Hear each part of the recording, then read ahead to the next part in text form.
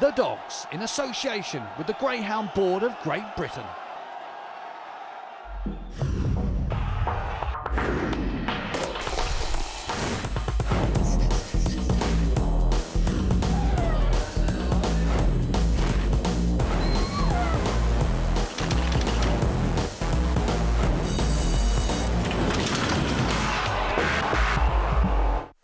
Well, hello and welcome to The Dogs. We're at Oxford for one of Greyhound Racing's oldest classics. It's the WilliamHill.com CESAREWITCH, a big favourite in Trap 5. He went whoosh. We'll see if he does just that later in the programme. Also on the show, the latest news on the Save Our Stow campaign. We also keep track of the greyhounds that had to be retired following the closure of Walthamstow. And it's action all the way from the William Hill Festival from Sunderland. They come round the final bend. It's Charlie Lister and Piers Aphonic with a length lead. Kinda Ready's closing. Kinda Ready got there. As you'd imagine, the celebrations following Kinda Ready's Blue Square Derby triumph went on long into the night at Wimbledon and early morning for some. 3 weeks later, and Connections of Mark Wallace's champion were at it again, this time throwing a party for friends and family and the odd member of the press at a pub just outside Chelmsford in Essex. Kinda Ready's owners Darren Johnson, Lee Jordan, Chris Badger and Gary Crouch joined members of Team Wallace and other owners for a summer barbecue to celebrate classic gold. And the roof was raised once again as inside the happy party relived that moment when Kinda Ready hit the front. Of course, another trophy shortly followed, that of Greyhound of the Month for May. Since Wimbledon, Kinda Ready has been paraded at a number of tracks, but it's back to work this weekend. Sunday's Boyle Sports International in Dundalk Island sees two UK-based dogs go for gold. Olympic champion and dual Derby finalist Ballymac Russo and Kinda Ready, who gets a 6-to-1 quote from the sponsors to follow up his Wimbledon Derby success.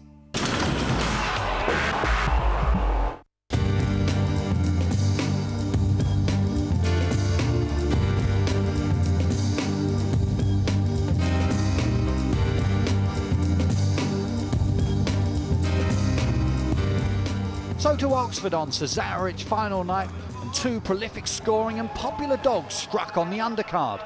First, Officer Donner blitzed his rivals in the sprint for Chris Alsop. Then that terrific bitch of Paul Philpott's Barnfield Brook repelled all challenges to comfortably land the marathon. But the main event, the WilliamHill.com CESAREWITCH final, also provided the best race of the night. He went whoosh, went to traps a warm order after impressing in Heaton semi-final. It was expected to make all, but there was also support during the day for Melody's Comet in 2. And out they go, and racing up towards the first bend. Out fast, Heavy Weather, showing pace up on the inside. Melody's Comet. He went whoosh, is in trouble. Romeo Turbo on his outside. White Blaze takes care of that. Gave her a knock out the back. Also is Badahoo. They come into the straight, and it's Melody's Comet who's got first run on all of them. Then leads around the third bend by 3 lengths at the moment. After these comes 3 in second. Heavy Weather. Then comes 5. He went whoosh. Badahoo trying to pick up some ground. Then comes 4 White Blaze and 6 Romeo Turbo. They come round the second last bend. Melody's Comet for Richard Yates still leading. He went whoosh, is still putting in a brave effort. Here comes Badahoo as well. They come round the final bend. Melody's Comet. He went whoosh. He can do it both ways. He went whoosh. Came from off the pace to win here and pick up Melody's Comet. An extraordinary performance from He Went Whoosh. He looked in trouble from the off as first Heavy Weather and then Melody's Comet cut out the early running. He Went Whoosh had a mountain to climb, but climb it he did, and trainer Claude Gardner and owners Alf Ash and Sean Gresham could celebrate a famous win. Lenson Joker capping a memorable night last year for Len Ponder and the gang following his win in the William Hill Grand Prix at Sunderland, having also scooped the William Hill Classic with the Lenson Express. Both were up in Sunderland on Saturday night to defend their respective crowns. We begin with the Grand Prix Heat 1, where Jimmy Wright's recent intake Crown Rover was odds on ahead of TV Trophy heroine, Midway skipper, and Lizzie Casey Punch for Barry Draper. And away they go, racing out towards the first bend. Lizzie Casey punch away well, but better pace coming from Crown Rover. Already a length and a half clear at the first bend and quickens on nicely. Plough Lane moves up into second. Slightly crowded Lizzie Casey punch. That's also the case for Cat's Whiskers. Towards the rear at the moment is Midway Skipper as they go round the third and fourth bends. And the lead here up front still Crown Rover. 3.5 lengths clear down the far side from Plough Lane. After these comes Lizzie Casey punch. On the outside, Rough Mariah making up a little bit of progress. Then comes 6 Cat's Whiskers and 1 Midway Skipper. They come around the final bend and Crown Rover, home for all money here, will win so well. Beats back in second Rough Mariah, close for third. Well, Crown Rover recording the fastest time of the night, 39.33 ahead of Rough Mariah and Lizzie Casey punch. In Heat 2, Lenson Joker was made the even money favourite ahead of Westmead Wings for Nick Savver and the useful looking youngster Droopy's R Shavin in the trap 3. Rain's coming down here at Sunderland and away they go. Joker's away fast. Lenson Joker leads up early. Blackpool United by itself on the outside moves up into second. Then comes Droopy's Arshaven. Group Skater in 2 was badly hampered into the first bend towards the rear. Also at the moment outpaced Westmead Wings. It's Lenson Joker looking good so far. Some 3 lengths clear here. Blackpool United in second. A gap back to Droopy's Arshaven. Then a break back to Hillcross Legend. Heading down towards the penultimate turn. And Lenson Joker making all so far. Inching closer. Blackpool United at the penultimate turn. Droopy's Arshaven now being joined by Hillcross Legend. They come round the final bend. Lenson Joker here to defend his crown, wins well. Back in second, Blackpool United. Hillcross Legend got third. Lenson Joker made all in 39.58. In Heat 3, Words and a Tune got up on the line to pip Headed on Toby and Undoubtable in 39.97. In Heat 4, Droopy Zack in Trap 1 did well to qualify after being badly checked at the first bend. Droopy's Carvalho made all in 39.84. Heat 5 was won by Jimmy Wright's East County, who made all, beating England Expects, and favourite Bubbly Totty, who did well to finish so close after finding bother at the first bend. So on to a mouth-watering Heat 6. Hurley's Hero, winner of the Cock of the North, was firm favourite at 4-9. Arc winner Corrick Vieri was next at 5-2, with the more than useful Brymarden Star in Trap 6 next at 5-1. And there they go. What a start from Hurley's Hero. Springs out of the traps. Corrick Vieri off in chase. After these comes 4 Hill to Pokey, who had to check slightly there at the bend. Brymarden Star on the outside of Dazzle Special, and towards the rear, Fast Connor's Boy. Passing the judge, lap to go. Hurley's Hero then setting its stall up and looking good. Leading here by 3.5 lengths. Corrick Vieri in second. After these comes Hill to Pokey and Brymarden Star. They're stretching away from Dazzle Special. Coming into the second last bend, and Hurley's Hero with a 2-length lead. Corrick Vieri hasn't given up the ghost. It's run well here back in second. They're away from Brymarden Star, who's just moving into third. But it's Hurley's Hero made all. Hurley's Hero topping off a marvellous night for trainer Jimmy Wright, recording 39.39. Here's the lineup for the semi-finals. There'll be a speed duel in the first semi between Crown Rover and Lenson Joker.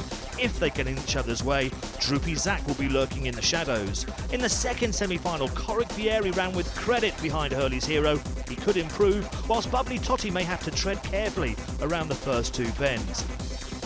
And the third semi-final, anti-post favourite Hurley's Hero has the slow starter on his inside, but Droopy's Carvalho can apply early pressure.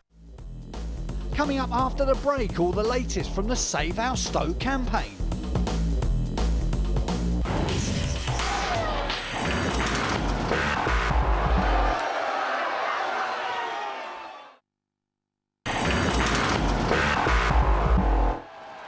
It's almost a year ago since Mountjoy Diamond crossed the line in front in the last race stage at Walthamstow.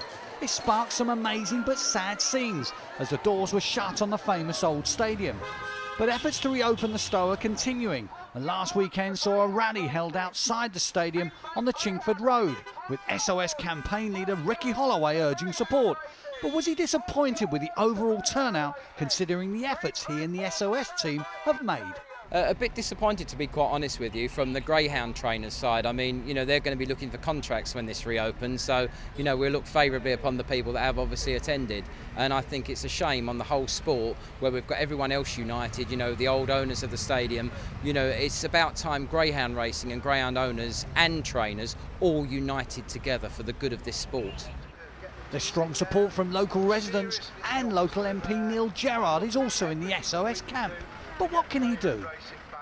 I don't have the power to force a deal through. What I can try and do is encourage people to talk to one another. So I'm in touch with the people who currently own the site and trying to encourage them to talk to the group who say they want to buy it and to reopen it as a greyhound track. I have absolutely no doubt that this track can be put back together. It won't be as good as before, it's going to be better. And it would all be a nice shot in the arm to see that it's rejuvenating greyhound racing. It has, declined a little bit over the years, but when I go to Wimbledon on a Friday and Saturday, it's absolutely full of young people. So they do want to come and they do get a good night out of it. Well, Jason, it's been a long journey to get here this morning, but well worth it. Absolutely, I think it's very well worth trying to support our sport, obviously, because such a track like Walthamstow, if there is a chance of getting it open, we've got to all got to get together and show our support and hopefully get it to reopen again. So there's real optimism that Walthamstow will return and that greyhounds will once again be the stars of the show there. Leading owner Nick Budimir is heading a group of businessmen looking at the possibility of buying the track. He says it's possible, but that any deal is a long way off. However, that will not stop the SOS team from continuing their efforts to get the Stow back on track. Everyone in this borough wants Walthamstow Stadium to return, and I hope to God the greyhound industry now realises why it needs its flagship. There's Wimbledon for tennis, you've got rugby, Twickenham. We need a flagship. We've got to have this track back. Now it's time for people to realise this is not a happening thing. It's going to happen. It's going to be live. It's going to happen. So get down here, support us. Walthamstow's closure sparked a need for homes for a number of greyhounds on the strength. This was made possible by initial funding of £150,000 from the Chandler family and the GBGB, and the setting up of an additional rehoming centre at Mick Pughes's old kennels in Claver, Hanbury, the BARLEY Kennels. We inherited 201 dogs that we needed to home, and obviously that's 201 dogs en masse, shall we say, in one go, which was logistically difficult. But I'm pleased to say we have now got 46 left to rehome of the 201 that we inherited, and it will only be 2 or 3, maybe 4 months before we finish the job and the last one's homed. It was a big challenge, but one that the guys here and up the road at Johanna's have really risen to. I think the doom and gloom merchants were out in force saying that hundreds of dogs are going to be put down, but thanks, I think, to some substantial funding, a very professional bunch of owners and trainers at Walthamstow, and the tremendous efforts of the staff and volunteers here, everyone can see that pretty much every greyhound has now been accounted for, and that's a really great result. Of course, you had 201 dogs given to you in one go last time. Now, there won't be that many coming through from Walthamstow if it does reopen. So where else will you get your dogs from? Well, we're open to offers, basically. Like our money now will be running out very soon. We need finance from the RGT or from the GBGB to enable us to continue what we think has been the good work we've done so far. So really it is an appeal, to all parties to acknowledge hopefully the good facility here and make sure that they support us financially in the future so we can carry on homing. We have been homing 200 or odd dogs a year, and I think it would be a travesty and such a shame if that isn't allowed to continue in years to come. I really think there's a place in the sport for a rehoming scheme as impressive as this, and I think it would be a real loss if this great facility wasn't to continue its great work. So I hope Barry and the volunteers will sit down with Andrew Higgins, the chair of the RGT, and with Ivor Stocker, the director, and find a way that this branch can continue to operate. Of course, maybe if Walthamstow was to reopen to racing, then there'd obviously be a steady string of dogs there. Let's really hope so. I mean, there's some positive noises coming out of the SOS group now. GBGB is looking forward to seeing some substantive proposals from the investors in due course. But yeah, we've got to be hopeful. Additional funding comes via a holiday home service for greyhounds whose owners are away. Plus, the BARLEY Kennels is home to a number of paid-for ever-presents. Stars such as Siesta Frisbee and Fireheight Dan here who are enjoying retirement. The overall cost of keeping a dog before it's homed is approximately £600. How does Barry think that should be funded? I think it's for the industry to decide. I think that in as much that I think it probably should come from a variety of sources. I think everybody's got a moral obligation to put into the pot. I believe that the owner should be paying a contribution, but I also believe that the contribution should come from all stakeholders, because we all benefit in one way or another, and I think everyone should be contributing. Well, the RGT cost for rehoming a dog it compares very favourably when you look at other charities, the Dogs Trust, for example. It's very competitive. I think of the £600, I think it's got to be shared. I think the owner ultimately has responsibility for a greyhound when it retires, and therefore the burden must fall predominantly to the owner. But I think there's a role for other stakeholders too, and all our tracks, I'm pleased to say now, play their part to some degree. Some take money out of their bottom line and actually fund a certain number of dogs in rehoming kennels, but every track as a minimum encourages fundraising activities and hosts those activities. And as we saw at Walthamstow before it shut, they can raise £10,000 to £20,000 in one evening, so they're an essential part of the overall picture. Donations are always well received, but retired greyhound ranges like Barley Kennels also rely on the help of volunteers and sponsors. One such sponsor is Colin Petrie, an owner at the Stow with the late Gary Baggs. I don't think you could have asked for a nicer setting in this, and the volunteers and the helpers and the people connected with the kennels, friends of the kennels, have done a superb job, and without their support it wouldn't have happened.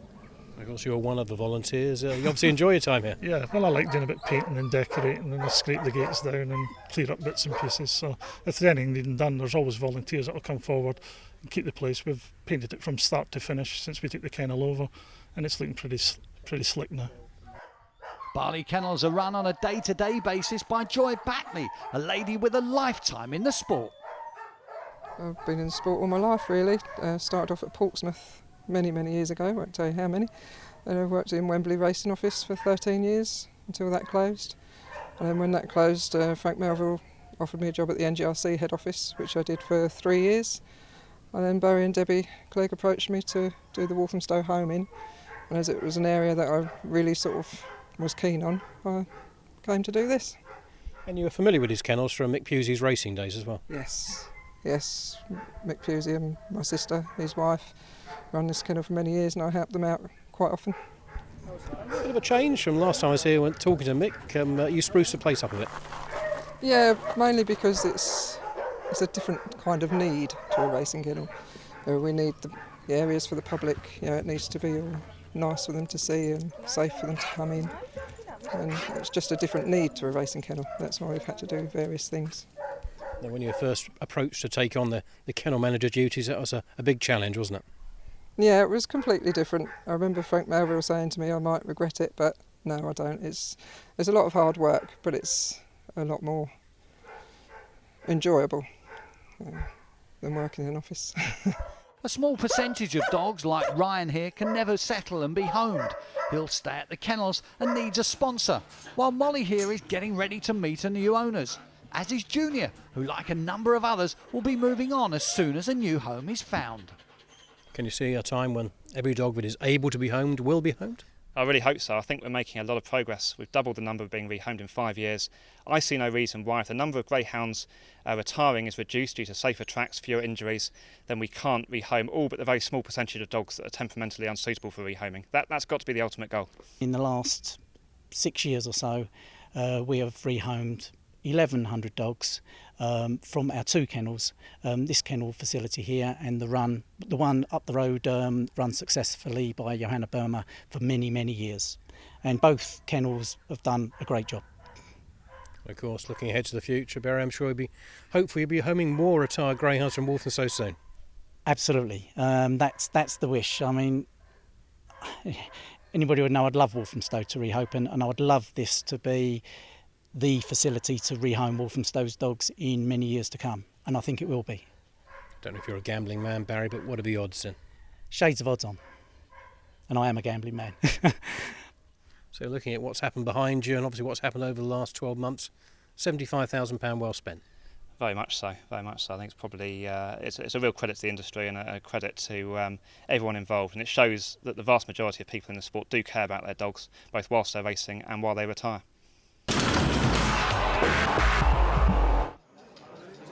Or back to Sunderland for the first round heats of the William Hill Classic, worth £40,000 to the winner. All 6 heats coming up. And there they go, racing up towards the first bend for the first heat. Glenroe Ginger out fast, leads up early. Royal Warrior showing pace. Mill Pinpoint on the inside, just to eased back slightly. After these comes 2 Ninja Jamie and 6 Droopy's Tarzan as they head down the far side. And Glenroe Ginger 3 lengths up, the others bunching up. Ninja Jamie checking into the third bend. 1 Mill Pinpoint goes clear second. Glenroe Ginger attempting make all here for Barry Draper. Out in front, Glenroe Ginger the winner. Back in second, Mill Pinpoint third, Droopy's Tarzan.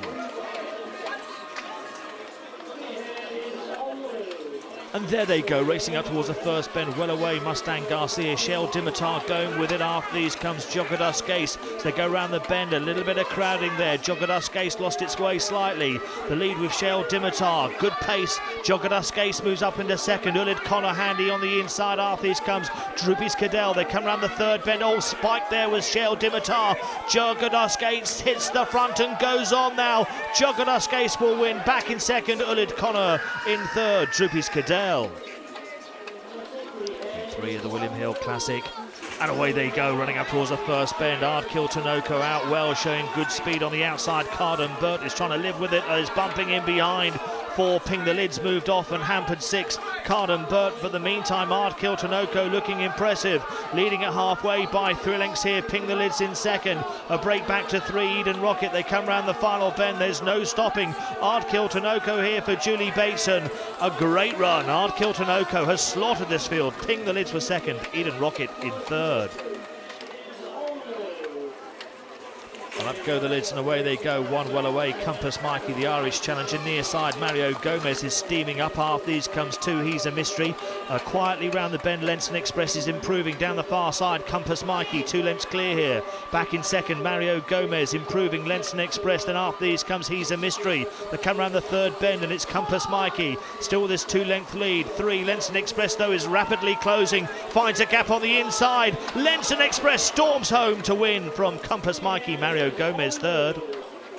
And away they go. Oh, slow break there from Olga Kazler Jesse as they race up towards the turn 4 Barnfield Mike. Here comes Drink Up Sorrow on the inside that pushes aside Barnfield Mike to go on. Westmead Osprey improves up into second. Then comes 3 Ricky and Nicky. After these comes 6 Tyra Hester out very wide. They come round the second last bend and 2 Drink Up Zorro challenged by 1 Westmead Osprey. After these comes 3 Ricky and Nicky up towards winning line. It's Westmead Osprey and Drink Up Zorro, a real battle. Westmead Osprey just from Drink Up Zorro. Away we go, running up towards the first bend. Blood of Kings out fast, showing speed up near side. Droopy's Bogart in between them.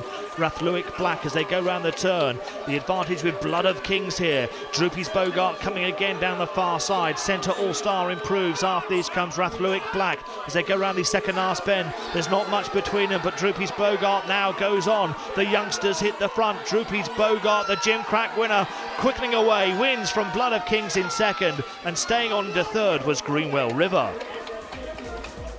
Well, here's the lineup for the semi-finals for the William Hill Classic. As long as Glenroe Ginger isn't intimidated by Lenson Express, he should lead.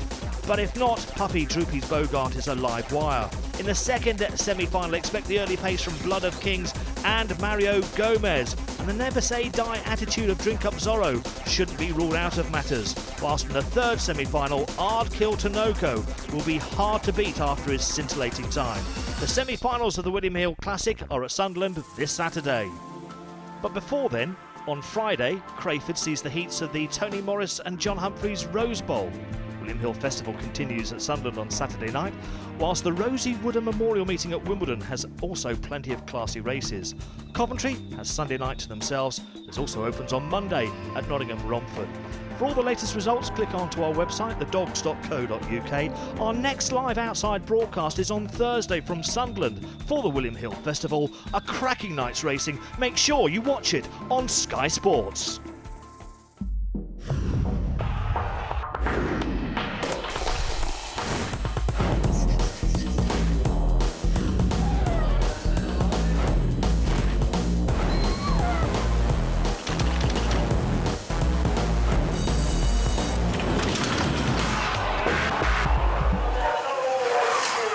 The Dogs, in association with the Greyhound Board of Great Britain.